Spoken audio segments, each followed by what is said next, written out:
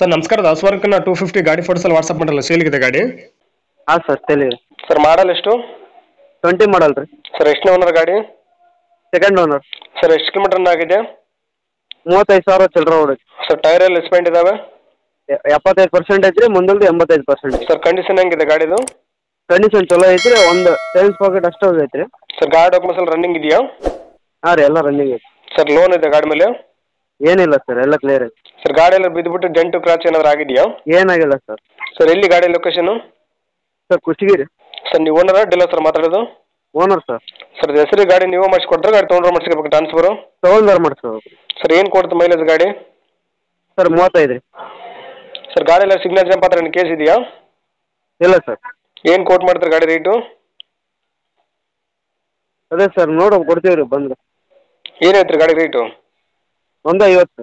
Sir ಇನ್ನೂ ಕಡಿಮೆ ಅಂದ್ರೆ ಲೇಟ್ ಆಗ್ಬೋದು ಗಾಡಿ ಫೈನಲು? 140 ತನಕ ಬರ್ತೀವಿ ನೋಡಿ. ಓಕೆ ಸರ್, ವಿಡಿಯೋ ಸಬ್ಮಿಟ್ ಮಾಡ್ತೀವಿ. ನಮ್ಮ ಒಂದು NBN ಕನ್ನಡ ಯೂಟ್ಯೂಬ್ ಚಾನಲ್ ನೋಡ್ಕೊಂಬಂದು ನಿಮ್ಮ ಗಾಡಿ ಯಾರನ್ನ ತೊಗೊಂಡ್ರೆ ಸ್ವಲ್ಪ ಆದಷ್ಟು ನೆಗೋಷಿಯೇಟ್ ಮಾಡಿಕೊಡ್ರಿ. ಆಯ್ತು sir. Okay, thank you sir. Sir ಇದು ಫಸ್ಟ್ ಯೂಟ್ಯೂಬಲ್ಲಿ ಬರ್ತೀವಿ, ನಮ್ಮ ಒಂದು NBN Kannada YouTube channel subscribe ಮಾಡ್ಕೊಂಡು ಬೆಲ್ಲೈಕನ್ ಆನ್ ಮಾಡಿಕೊಡ್ರಿ. ನಾವು ವಿಡಿಯೋ ಅಪ್ಲೋಡ್ ಮಾಡಿದ ತಕ್ಷಣ ನಿಮ್ಮ ಮೊಬೈಲ್ ನೋಟಿಫಿಕೇಶನ್ ಬರುತ್ತೆ, ನಿಮ್ಮ ಗಾಡಿ ವಿಡಿಯೋ ನೀವು ನೋಡ್ಬೋದು.